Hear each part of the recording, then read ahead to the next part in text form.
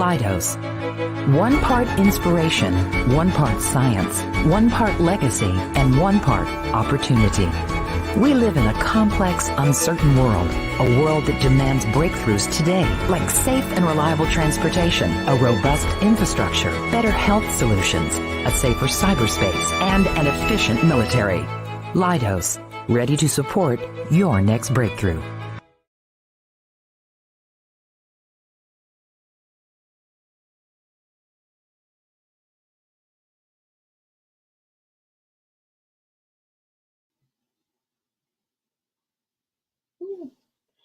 Good evening and welcome to today's first Chesapeake chat session. My name is Christian Jones and I will be your moderator for the evening. Thank you to our first Chesapeake chat new sponsor, Newport News Shipbuilding. This session is the first in a 5-part series called Today's Women in STEM, Cool Jobs, and is part of a first Chesapeake Reaching for the Stars, Women in STEM, sponsored by Leidos.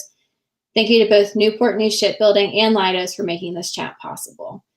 Just some quick housekeeping. We will let the speakers present and then open up for discussion, questions later on if there is time. Feel free to put questions in the comments throughout the chat and we'll try to get to them all. Today's chat features women currently working for Canon, Virginia, based in Newport News and Gloucester, Virginia. Canon, Virginia is our robotics showcase sponsor for the Reaching for the Stars Women in STEM, and we really appreciate their support. At this time, I would like to introduce our speakers. First off, we have Belinda Donovan. She's our Senior Director of Product Engineering. So if you want to wave, Belinda. Hi. Next up, we have Lynn Miller. She's the Senior Engineer Advanced Continuous Improvement. Hey, you want to wave? Then Angie Colton is our Engineering Systems Specialist for Product Engineering. hello. And then Cynthia Papernak is our Senior Engineer for Advanced Continuous Improvement. Hey, good evening, everyone. Yay. So from here, we'll just go ahead and jump right into our first questions. We kind of prompted this with a few of the questions we had, and then obviously we'll get to everybody's questions at the end. So the first question we have is, what or who inspired you to explore the engineering field? So I'll take that question first. And for me, there wasn't a particular who or what. There was a whole group of who's. So when growing up, I didn't know any engineers, and I wasn't actually even familiar with the job title in my school. I just wasn't familiar with it. My dad was a maintenance technician at a manufacturing facility, actually Miller Brewery, which you guys could ask me about that later. We won't really talk about that on this show. But we never really talked about that, a factory job or anything like that in my family. But in my high school, which was a very small school, in fact, my graduating class was only about 80 people. So really small. But there was a really tight-knit group of us who were very competitive against each other. And we were also the very best of friends. And so that competition and motivation and inspiration with that group of friends really motivated all of us to do our very best. Honestly, I had very fleeting thoughts of even becoming an English major in high school, which is very far off of an engineering career. But those last couple of years in high school, when I realized, in the real world that it was actually going to take money and a lot of money, there was that time, that was the realization that, hey, I need to do something different than an English major, perhaps. And I began to figure out, hey, there's this career called engineering, and it's going to work with math and science, which I'm really good at already. And, my group of friends, in fact, our whole group of friends actually ended up producing 2 engineers, a mathematician, PhD, a physicist, an educator, and 1 executive life coach. But you know what? It was a great group. So, and out of our group, our 6 people, 5 of them were either female or people of color or both. So it was a really very productive group. And I do look back at that group as being the motivation that kind of moved me forward to where I am today. That was awesome. And I'll follow in Belinda's very large footsteps. I'll add to this comment. So who inspired me? Well, my dad was very mechanical, but just had a GED certificate. So, engineering, just like you, Belinda, engineering wasn't a topic in my house, but we were sort of science, how do things work kind of thinking kind of family. And then I remember distinctly going into the high school counselor's room, guidance counselor, and she's like, well, what are you going to do with your life? And I'm like, when? I don't know. She handed me this thick book of different jobs and flipping through it. I was like, well, I think this sounds good. I want to be an industrial engineer. And why did I want to be an industrial engineer? It was because, well, there was curiosity involved. There was variety. It sounded like there was some variety involved in improving things. And then I looked at the salary and I was like, oh, if I do this, I can support myself. So a lot of motivation came from that. I wanted something that sounded interesting and I could support myself. So, and that has happened. So I'll close that statement. That is amazing. Is there anybody else that kind of wants to add on to it, or? Let me just chip in one thing. One of my favorite high school field trips was through a steel mill. And it was probably the first factory I'd ever been in, and I was just fascinated by it. And prior to that, I had been really good at math and science and really liked it. I was also good at art. So I got to this point in high school of like, oh, what am I going to do? Math and science or art? And I was good at art, but not that good. And I figured if I went to engineering, I'd have enough money to buy my art supplies. So I guess we have a little money theme going on. But yeah, I've just always really was good at the math and science. And then when I went into industrial engineering, I really liked the human piece of it, which is one of the things that really drew me to it. And then somebody that encouraged me, my dad was an engineer. I think at one point he thought I wasn't going to make it. So that wasn't the encouragement I thought I was going to get. But I had a classmate in college who, when we were just having a really challenging semester, he just encouraged me to stick with it. And it was just that one voice that helped me say, yes, I can do this, and did. So yeah, listen to those people who support you. That is so fun. And Angie, do you have anything you want to add? Sure. For me, I took the business route. I actually was looking at the business disciplines and I was thinking about doing sales. It was something I was really interested in because I guess you can say I might have a little bit of that kind of personality. And I ended up at a company, a manufacturing company. And at that company, there was a mentor there who had taken me under her wings when I had the opportunity to see that manufacturing was actually interesting.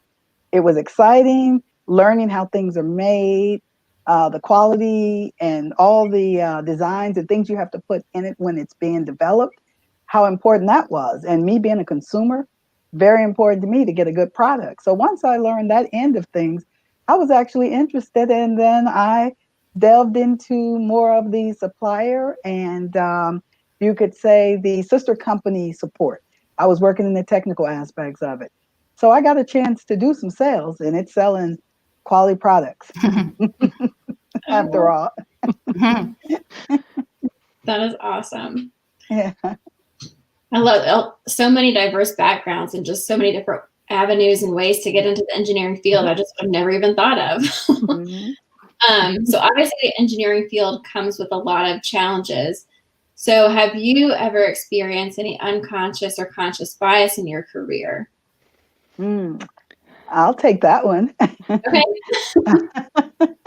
One thing that comes to mind is I used to travel a lot, going to suppliers. We would do training, we would do audits, we would visit suppliers all over the country, abroad. We would go to Mexico and China and places like that. Well, there was a particular company we had visited, and I used to travel with another coworker, and she and I both female. She's white, I'm a woman of color, and we went to this company, and I looked around and I noticed No one there looked like me. So, but that's not uncommon. That's kind of how it is in this industry. When you're in this field, you usually are the only, sometimes female, sometimes only a person of color. But what I noticed was whenever I would ask the manager a question, we're interviewing them doing the audit. He would turn to my coworker and answer the question. So he did that the first time. I said, okay. And then the next time, and then the next time I said, that's odd. So later on, she and I got together and I said, hey, did you notice how whenever I asked a question, he would turn to you to answer the question to you? And she said, not really, but now that you say it, yeah, I think so. So after all of that, we kind of came up with a game plan. Game plan was whenever I asked a question and that happened, she was to look at me instead of looking at him. And we were hoping that it would kind of clue him in on his unconscious or conscious bias, because it was kind of obvious at that time. But that was one thing I can remember. And one other quick thing, I noticed that whenever I was dealing with the China factories, they would send me emails and they would address it to Mr. Colton. Oh, and my name is Angela. And the ironic thing, there's a female in their office named Angela, spelled just like my name. And and they used to address me as Mr. Colton. So I don't know if they were assuming I was male because I was doing the supplier engineering work. But that was one thing. So yeah, Angie, I used to get those same emails to Mr. Belinda. Oh, you did? Yeah. Angie, some of your story reminds me of a simple but somewhat funny, but I'm sure it wouldn't happen now. When I was a very young engineer, I was doing some traveling to some of our other factories, and usually would fly with a couple of the other engineers that I work with who were all male. So when I got my plane tickets, it was Mr. Lynn Miller. Now, there happened to be a Lynn Martin in the company who was a man. So the company was accustomed to Lynn was always a man. So my tickets were still Mr. Miller. I got on the plane as Mr. Miller. I'm pretty sure now the plane manifest would never let that happen. But yeah, just that very simple unconscious bias that they assumed I was you were male. A male. Yeah. Probably a more challenging one was one time, and again, this is more than 20 years ago.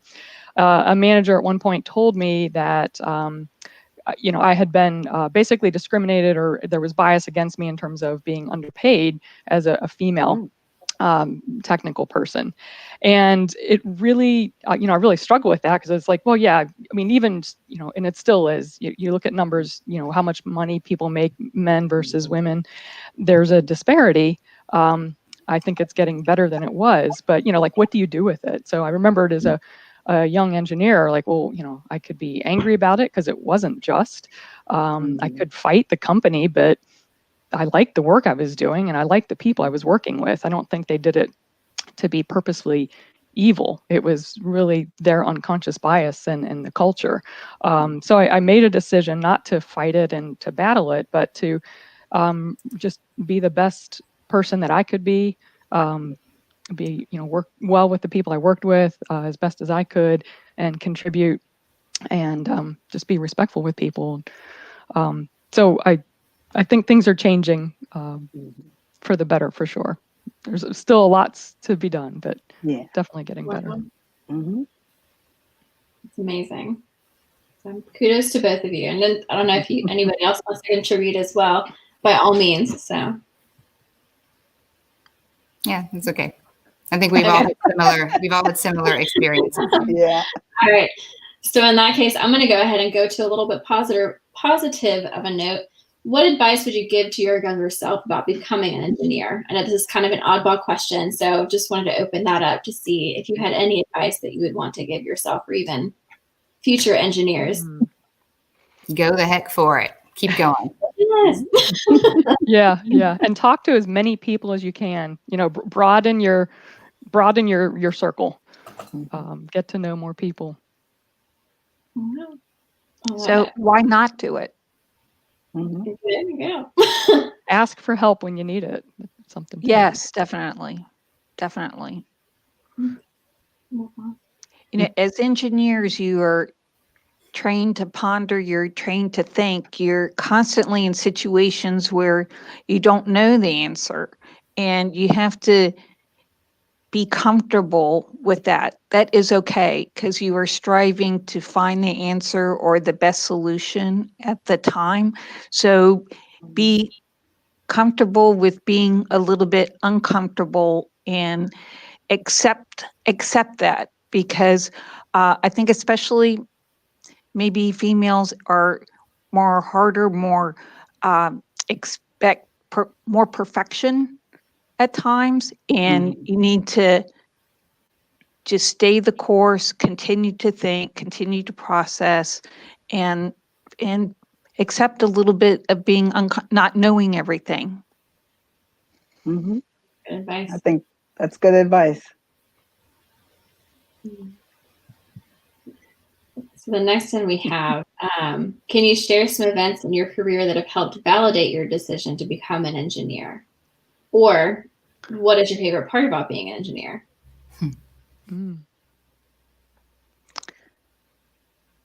So I've been happy. I think that's pretty good validation. That seems like great validation. Yeah. So I think being an engineer I have constant variety in jobs. A lot of things are very project oriented. So then you work on a certain topic for a while and then you change, which is a very nice thing to have in your work atmosphere. When I look at maybe an accountant, I'm like, oh, thank goodness I didn't do that, because I think it's much more routine. And certainly, the accountants are very gifted at that, and that fits their personality. But for my personality, I like some change. I like some variety. And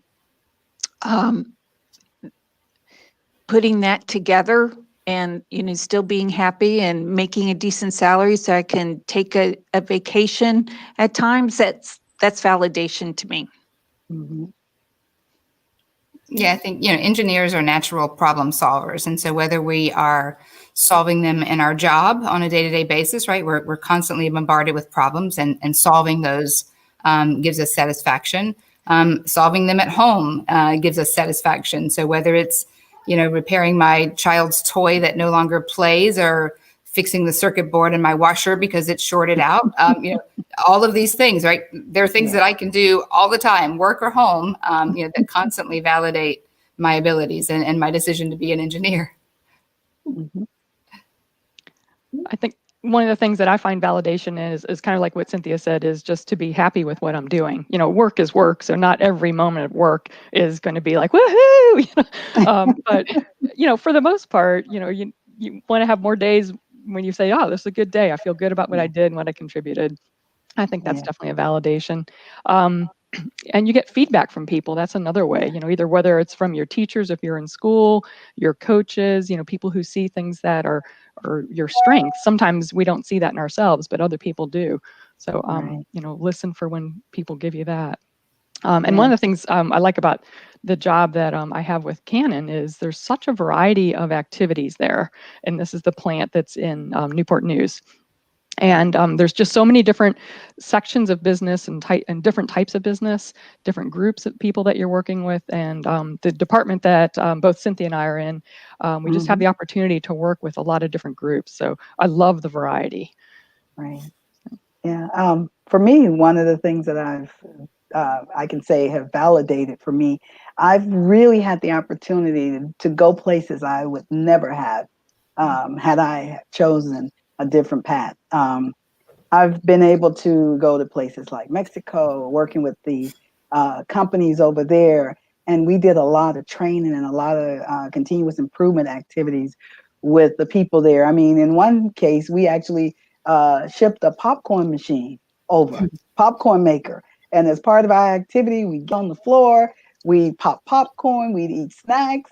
And of course, there was that language barrier, but at the same time, we were all working towards the same goal, which was to improve their processes. So I've had that opportunity also going to places like China, visiting factories and seeing different types of processes and learning. And also, as Lynn said, I've seen some of the fruits of that labor as a result of it. making some of the improvements where you see how it benefited more than just our company. It also benefited companies that were other customers of the supplier. So I think I've seen the validation with what I've been doing here working for Canon.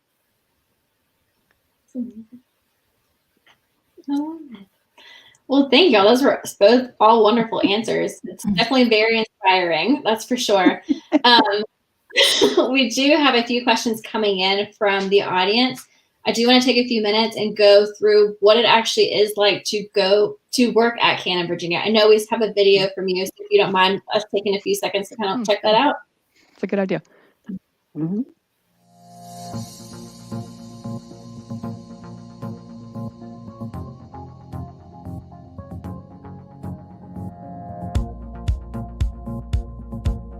Here at Canon, Virginia, we take pride in the products we manufacture and the services we provide.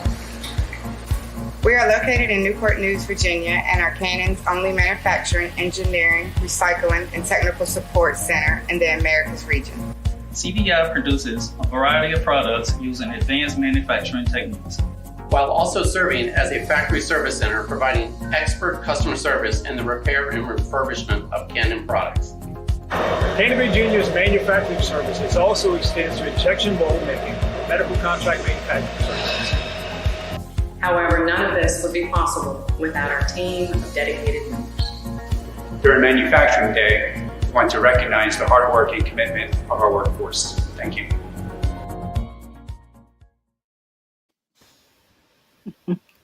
Love it.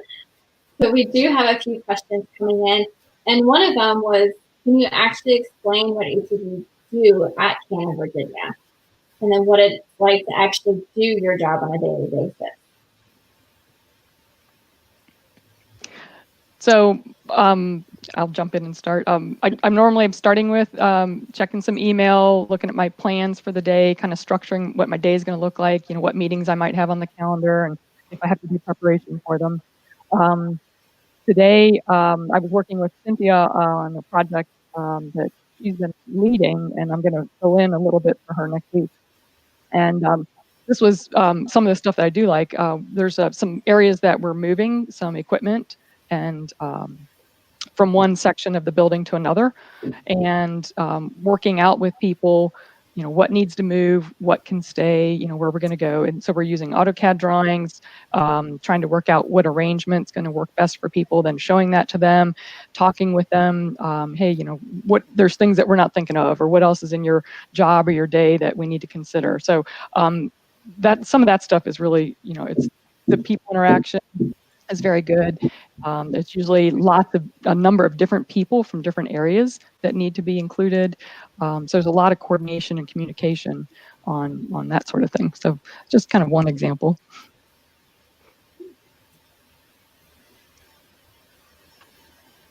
Anybody else want to chime in? Sorry. So some of our time is spent on the factory floor. So a fair amount is on our computers, but email for communications or office products to help plan work, to analyze data. A fair amount is also spent on the manufacturing floor, where we might be observing other people and what their processes are, or trying to improve a product. We also have a factory in Gloucester, Virginia. I spend a fair amount of time there, that receives thousands of cartridges, used cartridges a day that we recycle. So we're constantly trying to observe those operations and think about how we can improve them to make them flow smoother, to make them be safer. They're already safe, but you can never be too safe. How to be more productive. So spending time observing operations is a key point too. So my job is more in management, so it's not very exciting. Not very technically exciting, I'll say most of the time. So I'll share more about the engineers that work for me. So they spend a lot of time working on designing some new products, or supporting some of the design creation for some of our new products, whether they're some of the medical areas that we're working on, so some new medical products, or refurbishing some of the products that you saw in the video. So working on repair processes or the bill of materials or packaging designs and things like that. Working for me, I have electrical engineers, mechanical engineers, and packaging engineers, as well as Angie for supplier engineering. Hey, just a little side note. I went to the University of Pittsburgh. There was no packaging engineer there. I never heard of a packaging engineer until I worked at Canon. So, for those, if you have you like kind of puzzles and I don't mean to make it trite. It's like some of the work that the packaging engineers do is just phenomenal. So it's definitely a field to look into. It's very unique. And when you think about it, there's packaging everywhere. So absolutely everywhere. Yes. Yeah. So very cool field that doesn't get a whole lot of advertisement, I don't think.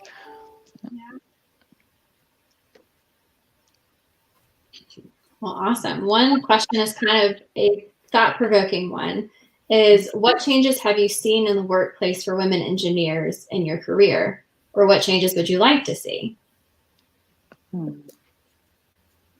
One big change I've seen is going from one of 2 female engineers in a company of 1,000 people to one of many female engineers in a company about the same size. So it's great. It's almost like female, male engineer at this point.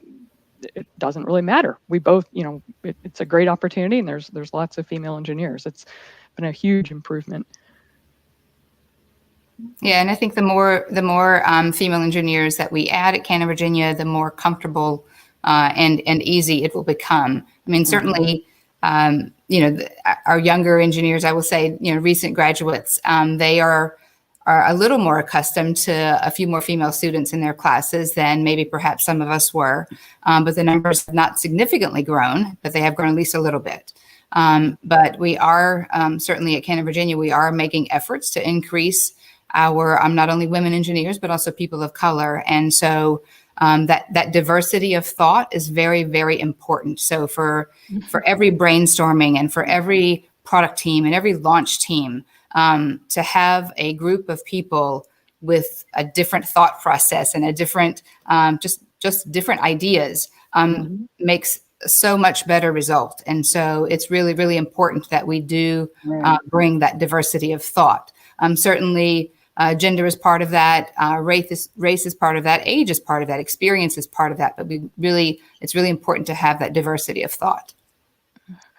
Yeah, and it might be uncomfortable because people are thinking differently. So now you have to work that out. But that is how you really do the most.